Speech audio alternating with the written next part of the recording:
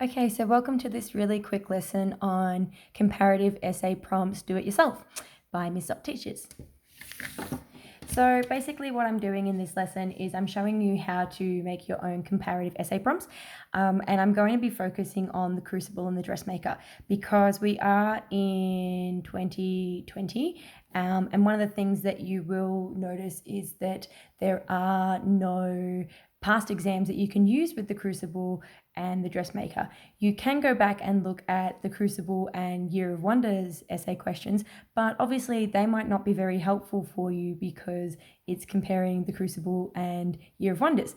So I'm going to show you how you can use those past essay questions and any other essay questions from the comparative section and even the text response questions in Part A in VCAA exams to make up your own essay questions.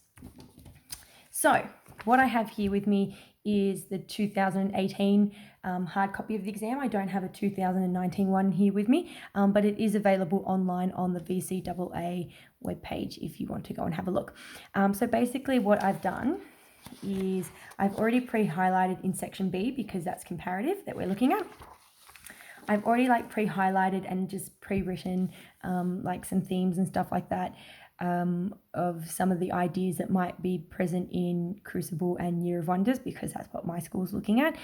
Your school might be looking at other text comparatives, and I know these ones have changed. I don't off the top of my head, remember all of the ones. I do know, for example, this one's being changed. I can't remember which one off the top of my head is being changed, but one of these texts is still being studied, but it's being studied with the Queen instead. I can't remember all the other ones. I'm really sorry. I should have had a list with me, but I know that we're doing the Crucible, and instead of Year of Wonders, we're doing the Dressmaker.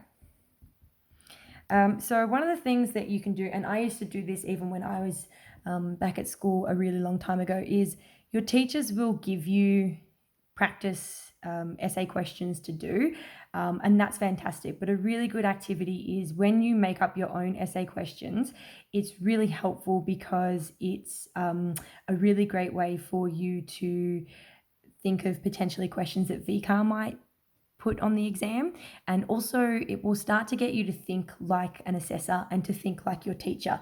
What would my teacher potentially put on the exam or on their SAC? What would the VCAA assessors potentially start to put on the exam in terms of essay questions?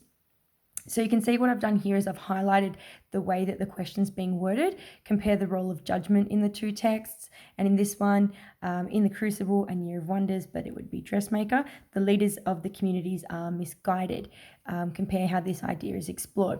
So a really quick, easy trick is if we look at this one here, the magistrate sits in your heart that judges you. A really easy thing that you could do is you can see that this quote is still from the Crucible, so not from the Dressmaker. Potentially, what you could do is you could keep this essay question as it is, and you could still do this for the Dressmaker as well. So the magistrate sits in your heart that judges you, that's from the Crucible, and then you could keep this question. Compare the role of judgment in the two texts. So that one almost essentially is one that you could keep. If you're thinking, that's pretty easy, I'd like to change it up, you could have a quote list with you. You could have a whole quote list with you with all these other different kinds of quotes, and you could find one from the Dressmaker. You could find one from the Dressmaker, and then you could find one that doesn't have to do with judgment from the Crucible. You could find one that maybe has to do with guilt, or it could be isolation, or it could be vengeance, or it could be anything that is a prominent theme that's going to be popping up when you're studying it in class. So you might not be that far ahead just yet. You might have just been doing your summer reading, because at the time when I'm recording this, it's only at the start of 2020. So you might only just be starting your reading, or you might already have a pretty clear idea of what are some of the prevalent themes that are going to pop up. It could be things like identity. And then what you would do is you would put just one quote from one of the texts, or you could have one from each, that's fine. And instead of judgment, you could have compare the role of guilt, or it could be compare the role of identity, shame, retribution. But obviously, whatever word you put here, it's obviously going to match the quote. So that's just from that one there. You could, we'll stay on Crucible and Year of Wonders for now. Well, not Crucible and Year of Wonders, Crucible and The Dressmaker. For this one, in the Crucible and if we change it to The Dressmaker, the leaders of the communities are misguided. You could again keep that. Compare how this idea is explored in the two texts. You can keep that. You can, and again, if you're looking at this and you're not studying the Crucible and the Dressmaker, you could certainly keep that for your text, whatever it is that you're studying in your class as well, because I'm sure that in some of these other texts as well, leadership is also something that is pretty prevalent as well. So I'm thinking that probably something like 1984 leadership is something that is definitely prominent in that text. Invictus and Ransom, and I know the Queen, they're things that probably leadership's going to come up in. Tracks and Into the Wild, I know one of those has been changed, but leadership is something where you don't always have to necessarily be a leadership in a community. It can be like how you lead yourself as like an individual and how you demonstrate leadership in smaller situations. It doesn't have to be in like a huge community. So there's always those kind of ways that you can look at leadership as well. Okay, so if we come back to something like this,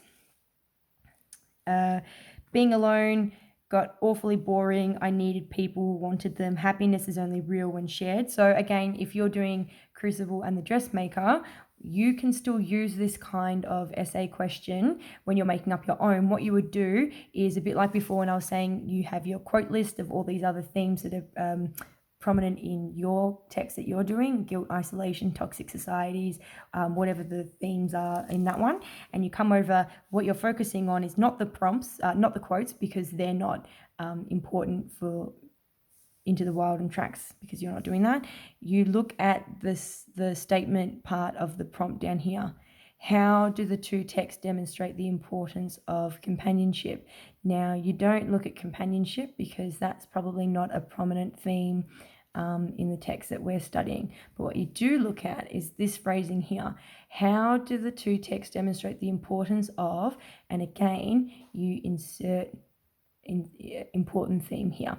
So the importance of, and it could be guilt. It could be forgiveness. It could be something like honor. It could be something like family. Whatever it is. And then what you do is you go back and you find quotes that are going to fit that you think best represent one of those themes. You don't do all of those themes, you just do one. So you can see that you're already starting to construct essay questions in the formula that VCAA have worded them. You can see in the 2008 one that it was a lot of compare. That's how they sort of worded them. So when you look at the 2019 one, it might be a slightly different structure. So that's how you do the part B section. I'll go to part A and show you how you can still use part A section to do this as well.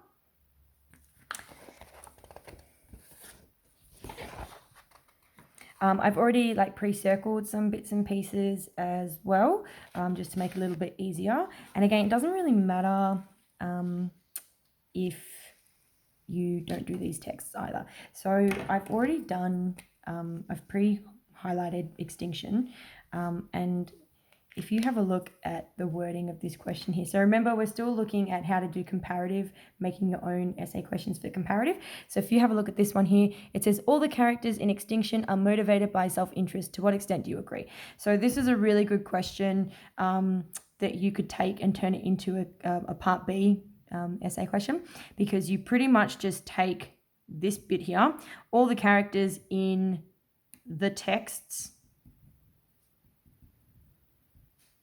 are motivated by self-interest. There's usually no to what extent do you agree in comparative. Sometimes there are, but more often than not, it's a discuss. All of a sudden, you've got a text response question that you've turned into a comparative response question. All the characters in the texts, you could write the text names if you wanted to, are motivated by self-interest, discuss. You can sort of disagree with it. It's just because it's a discussion doesn't mean you can't, but that's another lesson. Let's have a look at some other ones here. This is a really good one because I think that all of the comparatives at some point you're probably going to have to talk about setting. So this one I looked at before, and it's portrays the island way of life as one of comforting familiarity and uncomfortable isolation. And I think that for anyone who's studying Crucible and The Dressmaker, you will get to know really quickly that setting is a huge prominent element that study. Might not necessarily be in other texts, but for us it is something that we're going to look at a lot. One of comforting familiarity and isolation. So what you would do is you would do something like, and I'm just going to shorten it, in the Crucible and the Dressmaker,